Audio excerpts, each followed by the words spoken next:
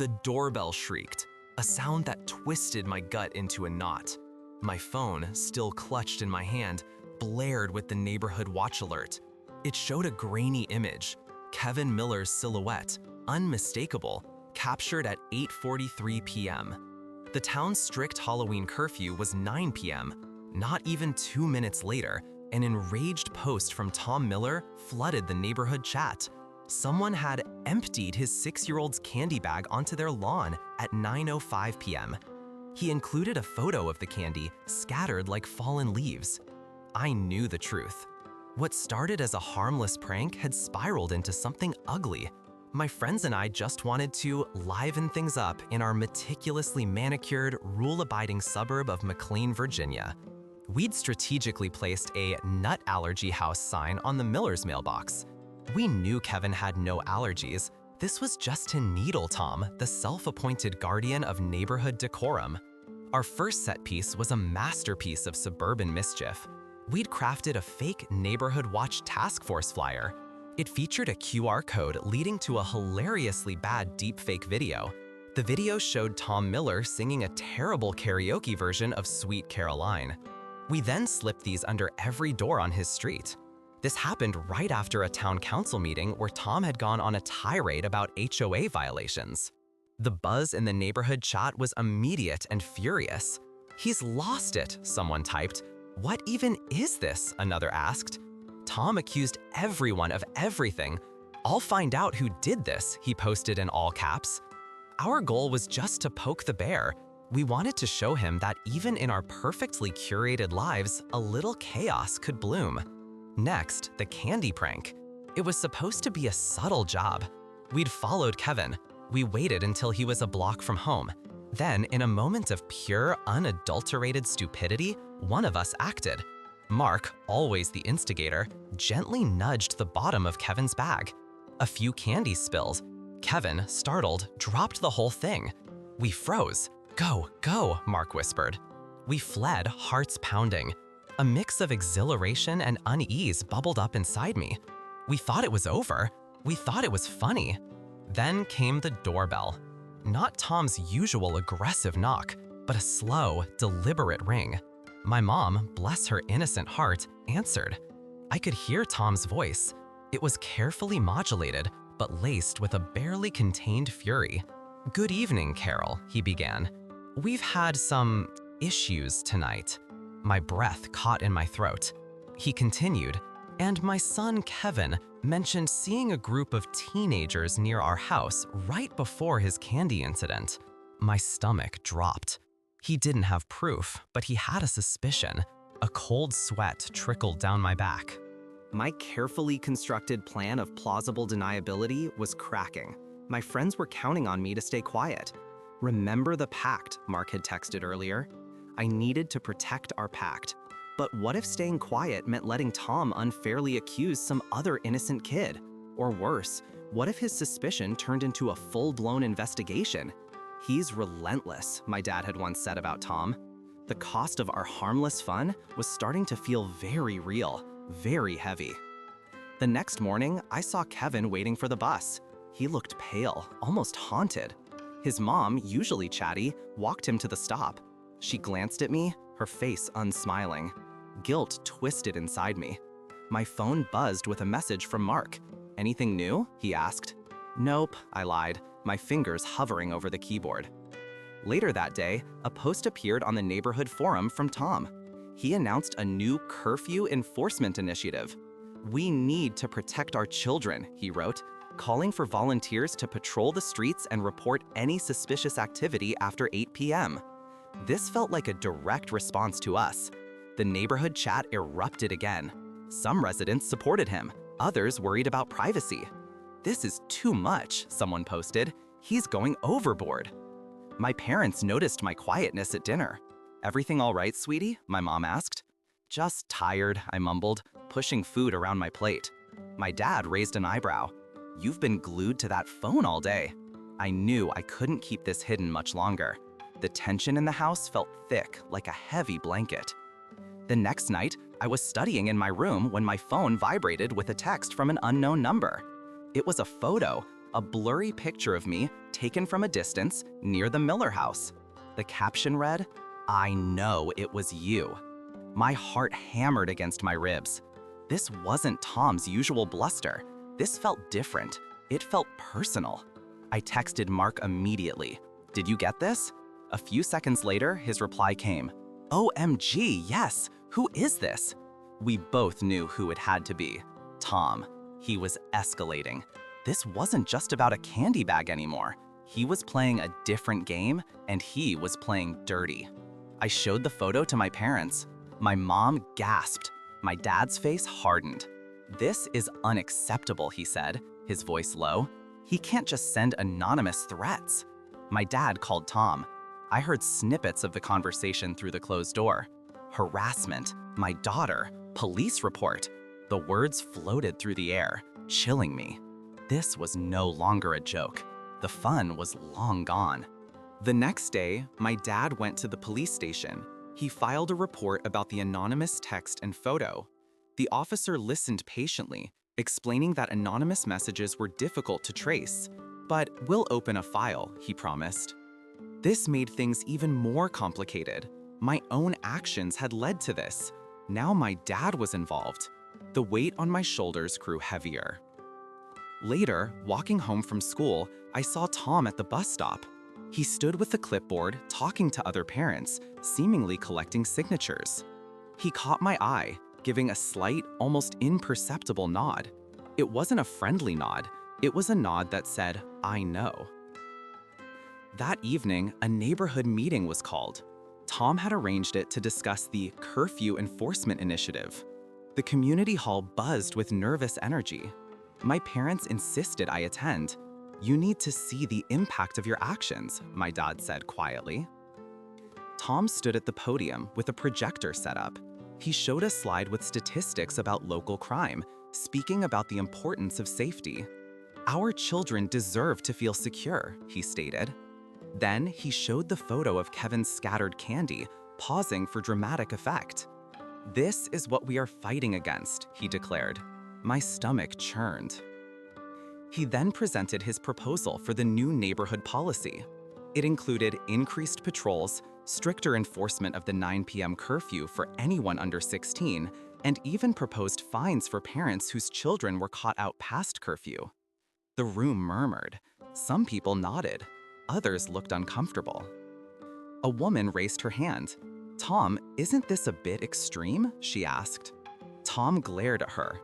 "We need to send a clear message," he replied, holding up a copy of the anonymous text message he'd sent to me and Mark. "Some individuals believe they are above the rules." He didn't mention names, but he looked directly at me. My cheeks flushed. My heart pounded. I looked at my parents. My mom's face was pale. My dad had a tight grip on his armrest. I knew this was my moment. This was the point of no return. The room was silent, waiting for someone to speak against Tom. But none did.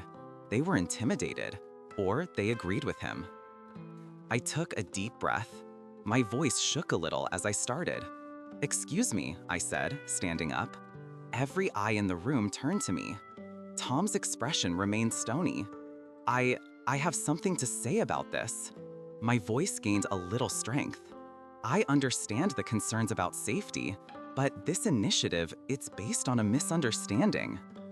Tom interrupted. "And what might that misunderstanding be, young lady?" he asked, his tone dripping with sarcasm. "The candy incident," I said, my voice clear now. "It wasn't a random act. It was a prank. A really stupid prank, I admit." Gasps filled the room. My friends, who were also there with their parents, looked at me in horror. Mark slowly slumped in his seat. "I was involved," I continued. My parents exchanged a look of shock and disappointment. "We were trying to get a reaction from Mr. Miller. It was childish. It was wrong." I looked directly at Tom, and I apologize for it. The room was silent. You could hear a pin drop. Then a few whispers started. Tom's face was unreadable. "A prank?" he scoffed. "You call emptying a child's candy bag a prank?" "Yes," I insisted. "It was meant to annoy you. Not to scare Kevin, not to create this entire initiative. I held up my phone. And the anonymous text messages, the photo, that's harassment, and it's not right either. Tom's face went from unreadable to red. "Are you accusing me?" he thundered. "Yes," I said, my voice unwavering. "I am." The meeting erupted. People started talking over each other. My parents rushed to my side. "Is this true?" my mom whispered, her eyes wide. My dad put a hand on my shoulder. "We can talk about this later," he said to me, then turned to Tom. "This is a serious accusation, Tom." Tom pointed at me. "She's trying to deflect blame. She's trying to undermine everything." Another resident, Mrs. Henderson, a retired teacher, stood up. "Tom, sending anonymous threats to a minor is concerning, even if she did something wrong." Her voice was calm but firm. "We need to address all sides of this." The meeting descended into chaos. The proposed policy was tabled. A new discussion was opened: the ethical treatment of residents, including minors, and the appropriate way to handle conflicts. My confession had shifted the focus completely. The community was no longer discussing if they should implement Tom's strict rules, but how to ensure fair treatment for everyone. The aftermath was quiet. My parents were furious, but also proud. "You did the right thing," my dad said that night, even if it was hard. I had to call Mark and my other friends. They were mad at first. "You ratted us out," Mark hissed. But I explained why I did it. Slowly, they understood. We all agreed to apologize to Kevin and his parents. Tom Miller was embarrassed. The anonymous text was traced back to a burner phone he'd bought. The police issued him a warning. The curfew enforcement initiative was never implemented. Instead, the neighborhood council introduced a new mediation process for disputes. They also established clear guidelines for neighborhood communications, prohibiting anonymous threats. The quiet aftershock lingered. Halloween passed without incident. The atmosphere in McLean felt a little lighter, a little less stifling. The perfectly curated facade had cracked, and something more genuine, if imperfect, was starting to show through. Kevin's family accepted our apology. We spent an afternoon helping them rake their leaves. It was awkward at first, but Kevin even shared a bag of gummy bears with us. Tom stayed inside. The neighborhood council is now actively promoting open dialogue. They even started a community solutions forum. Tom Miller hasn't posted since the meeting. His wife, however, shared a recipe for pumpkin pie. My mom's eyes, usually so soft and trusting, narrowed on me after Tom left. "You know something, don't you?" she asked, her voice low. The weight of her disappointment was heavier than any lecture. This was my moral decision point. I could lie, protect my friends, and let Tom's accusations simmer. That could lead to unfair consequences for someone else. Or I could tell the truth, face the music, and betray the code we'd established. The next day, I found Mark and Sarah at our usual hangout. It was the dusty, forgotten bleachers behind the old high school. "I told my mom," I admitted, my voice barely a whisper. Mark's face twisted in disgust. "You snitched?" he hissed. Sarah, ever the pragmatist, just looked at me with a weary sigh. "What happens now?" she asked. That was the cost of my decision. It was the immediate, palpable rift with my closest friends. The silence between us stretched, thick and uncomfortable. I watched Mark kick at a loose piece of gravel. Sarah picked at a thread on her jeans. I felt a knot tighten in my stomach. Was this really worth it? I remembered Mr. Miller's face. He looked genuinely scared during the candy incident. Our prank had gone too far. I also thought about Tom's rage. His accusations felt like a blanket thrown over the whole neighborhood. It was all about control, not community. "Someone had to say something," I mumbled, more to myself than to them. Mark scoffed. Sarah remained silent. I knew this wouldn't be easy. Confrontation 2. Tom Miller. My mom insisted I accompanied her to his house to explain. The air in his perfectly manicured living room was thick with tension. It felt like walking into a freezer. I confessed to the sign, to the video, to the candy incident. Tom's face, initially a mask of righteous anger, softened slightly. I explained it was all a misguided attempt to push back against his perceived overzealousness. "We thought you were being a busybody," I admitted, looking at my shoes. "We just wanted you to lighten up." He didn't forgive me, not really, but he listened. He saw a kid, not just a troublemaker. The public confrontation was humiliating, but it felt right. My mom placed a hand on my shoulder. It was a small gesture, but it meant a lot. "I understand," Tom said, his voice surprisingly quiet, "but you went too far." "We know," I replied, "and we're sorry." The town council meeting the following week was the final, unexpected payoff. Tom, usually quick to grandstand, stood up. He didn't complain. Instead, he proposed a new youth-led neighborhood outreach program. It was an alternative to the rigid neighborhood watch. "We need new ideas," he stated to the council, "from all age groups." He even mentioned the need for understanding different perspectives. It wasn't an apology, but it was a bridge. He looked at me across the room, a flicker of something, maybe respect, in his eyes. I gave him a small, almost imperceptible nod. My punishment from my parents was strict. I was grounded for a month. I had to do community service at the local food bank. "This isn't just about the prank," my dad explained. "It's about how you handled it afterward."